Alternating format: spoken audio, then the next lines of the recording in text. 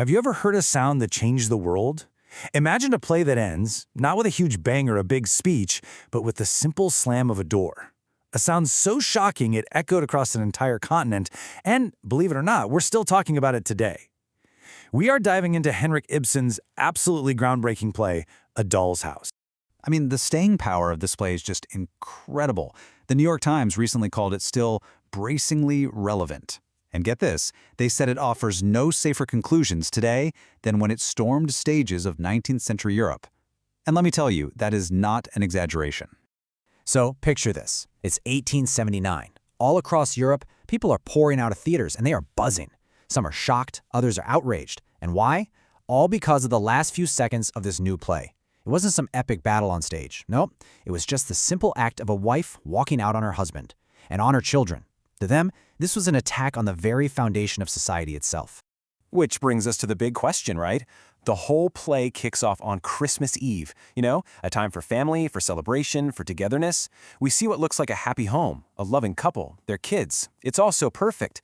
So what on earth could happen in this cozy, festive setting to cause such a massive continent-wide scandal? Well, the uproar was so intense that when the play was set to premiere in Germany, the lead actress just flat out refused to perform the original ending. She actually said, and I quote, "I would never leave my children." The public pressure was so huge that the playwright, Henrik Ibsen, was actually forced to write a different, quote-unquote, happy ending where the wife just breaks down and decides to stay. Wild, right? Okay, so to really understand the shockwave this sent, we have to step inside the world of the play, a world built around this really powerful metaphor, the doll's house. First, let's meet our couple. On one side, you have Torvald Helmer. He's a respectable bank manager, and he absolutely adores his wife, but kind of like you'd adore a pet. He calls her his little skylark, his squirrel. He treats her like a possession, a pretty thing to show off. And then you have Nora Helmer. She plays her part to perfection, the cheerful, obedient, almost childlike wife living in this perfect little home, a perfect little doll. And eventually, Nora sees it herself.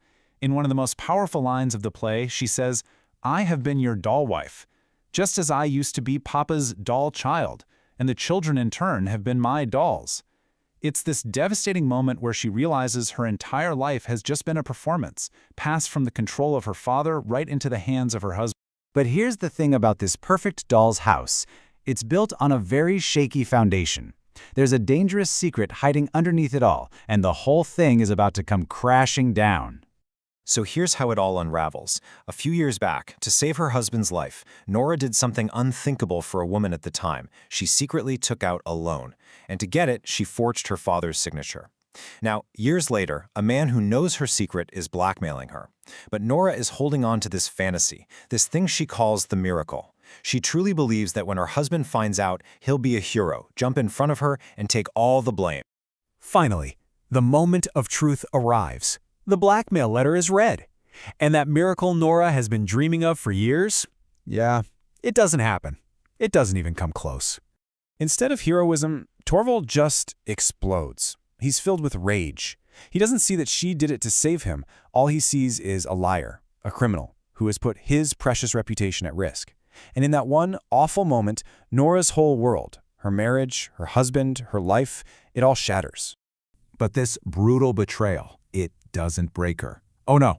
Instead, it sparks one of the most incredible, most famous transformations in the history of theater.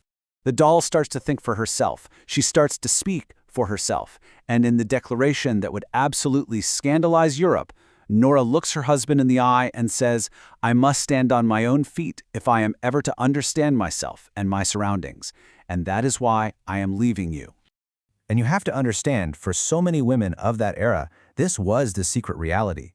On the surface, you had this performance of a perfect, happy home, but just underneath, there was often this deep, profound sense of being trapped, a life lived entirely for everyone else but yourself.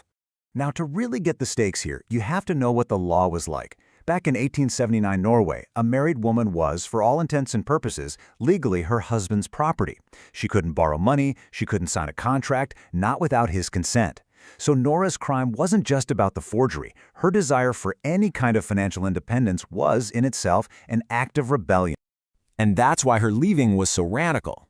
See, she wasn't just leaving Torvald. She was rejecting what society saw as her most sacred duties as a wife and a mother.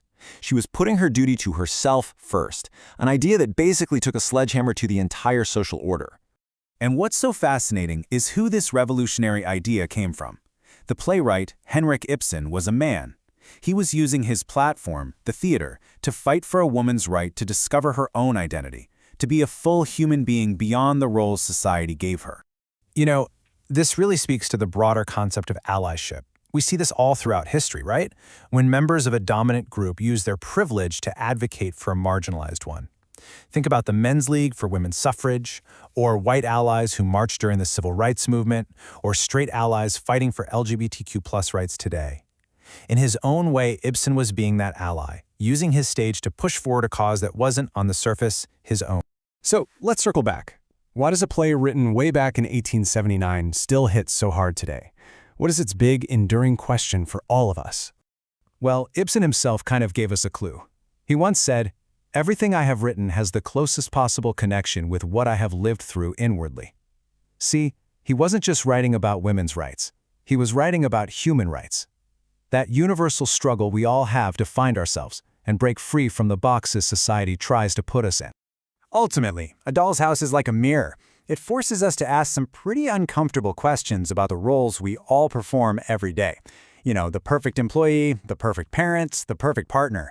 How much of who we are is actually us, and how much is just a performance we put on for everyone else? And that really leaves us with this final, lingering thought. Nora managed to escape her literal doll's house, but what are the invisible ones that exist in our world today? What are the expectations, the pressures, and the social cages that might be keeping us from becoming our truest selves?